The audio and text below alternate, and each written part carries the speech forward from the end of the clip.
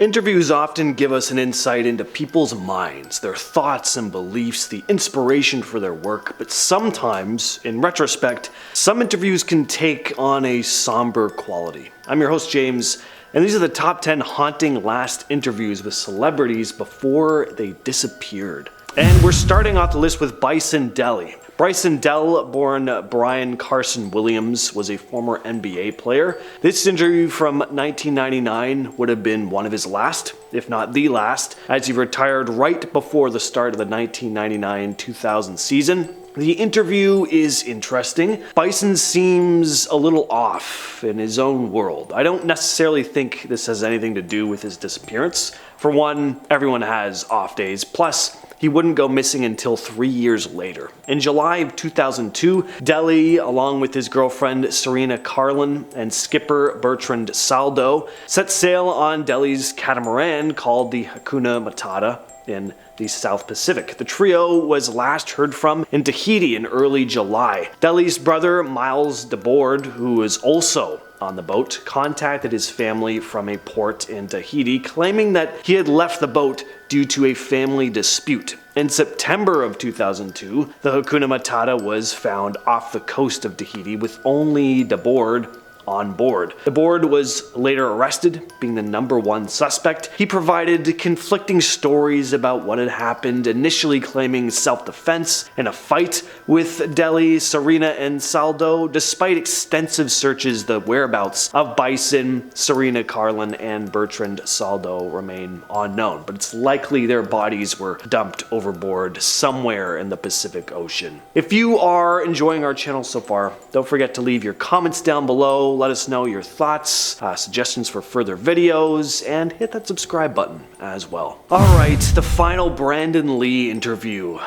This one always gives me goosebumps. This interview is from 1993 or 94 on the set of The Crow, where Lee would suffer a fatal accident on set. Any situation like this is obviously tragic, but what makes this sting even more is how young he was. This was his breakout movie, and the incident is chilling for a couple different reasons. First of all, Brandon Lee's father, of course, Bruce Lee, also died prematurely right around when his biggest movie was coming out, Enter the Dragon. Secondly, the whole premise of The Crow centers around death. The main character, Eric Draven, and his fiancée die at the hands of violent thugs, and he comes back to life as a vengeful spirit of sorts to settle the score. It's a gothic masterpiece, one of my all-time favorite movies, but the context surrounding it definitely adds a somber layer to the viewing experience. And this last interview with Lee hits almost too close to home.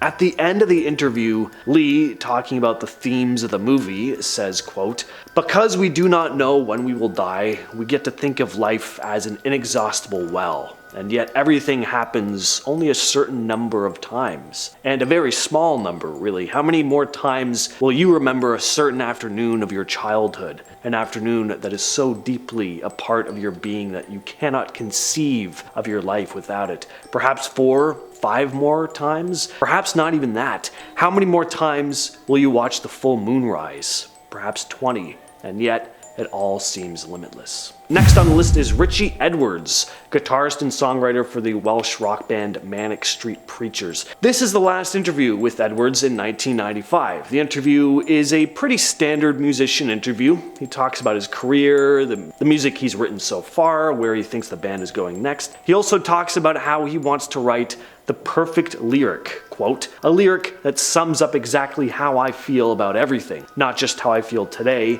how I've felt all my life. Everything I've read, everything I've seen, everything I believe. In those 15 lines, you can just see it all." This is something I think many artists strive for, to make a piece of work that completely encapsulates who and what they are. On February 1st, 1995, though, Edwards checked out of the Embassy Hotel in London and drove to his apartment in Cardiff. Later that day, his car was found near the Severn Bridge. Edwards was never located. His disappearance left many questions unanswered, as there was no conclusive evidence indicating what happened to him. In the weeks leading up to his disappearance, Edwards was apparently exhibiting some signs of emotional distress, including self-harm and depression. He also was known to have issues with addiction. In 2008, Edwards was officially declared presumed dead by the courts, but his body has still never been found, and there are various theories that have been proposed, even one including the possibility that he faked his own death in order to start a new life free of fame. That's something that comes up a lot with musicians. People just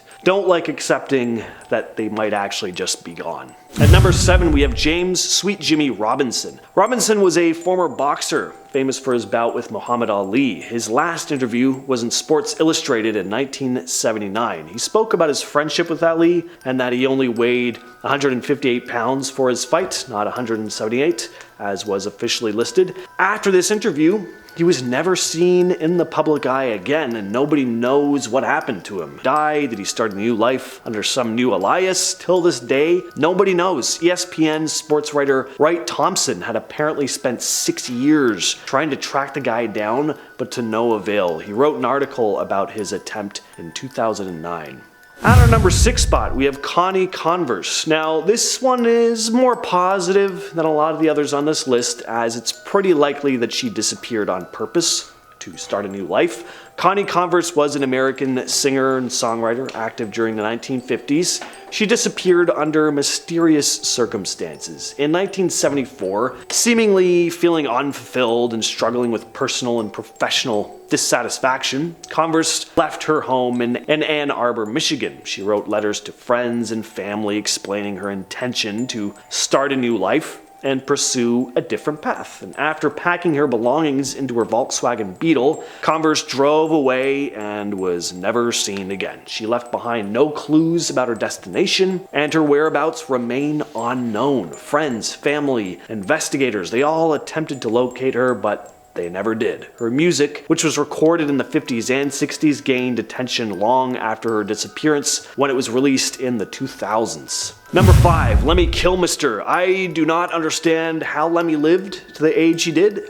He died at 70, but considering his lifestyle, that's like a normal person living to 150. Lemmy clearly wasn't in great health in his final interview in 2015 for a German TV station. Kinda crazy that it's been 8 years, actually, since he died. Feels like 2 years ago to me. He knew he was in bad health in this interview. It's a pretty reflective one. He talks about his past, the lifestyle he led, and how many friends he'd lost over the years. He said, "A lot of my friends are dead who shouldn't be, but that's the luck of the draw. It's random. You can't plan your life. It doesn't work." He was also asked if he would always continue performing, and he said, "After death, no, I'd have to stop there." He died just over a month after this interview. Next on the list, we have Jean Spangler. Jean Spangler was an American actress born in 1923. She appeared in small roles in films like The Petty Girl and The Miracle of the Bells during the 1940s. She was recognized in Hollywood, but not super famous or anything. Her career was still in its infancy when she sadly disappeared. On October 7th, 1949, Spangler left her Los Angeles home, telling her sister-in-law that she was going to meet her ex-husband regarding child support, and then she never returned. The next day, her purse was found in Griffith Park, containing a note that read, "Kirk, can't wait any longer, going to see Dr. Scott. It will work best this way while Mother is away." It's still a mystery as to who this Kirk guy was. Kirk Douglas was actually briefly questioned, but had no connection to Spangler's vanishing. There were multiple investigations and searches, but Spangler's fate remains unknown till this day. Ultimate Warrior. Ultimate Warrior's last appearance in the wrestling ring was haunting in retrospect. The Ultimate Warrior was huge, not just in terms of being one of the most famous wrestlers in the golden era of wrestling, right alongside Hulk Hogan and Andre the Giant, but he was also just like physically massive. In 2014, he appeared on Raw for the first time since 1996 to deliver a speech or promo. He'd just been inducted into the WWE Hall of Fame a couple days before, and this speech ended up sounding, once again, a little too close to home in retrospect. At one point, Warrior addressed the crowd, stating, "Every man's heart one day beats its final beat. His lungs breathe a final breath. And if what that man did in his life makes the blood pulse through the body of others, It makes them bleed deeper and believe in something larger than life. Then his essence, his spirit, will be immortalized by the storytellers, by the loyalty, by the memory of those who honor him. Warrior would suffer a heart attack the very next day.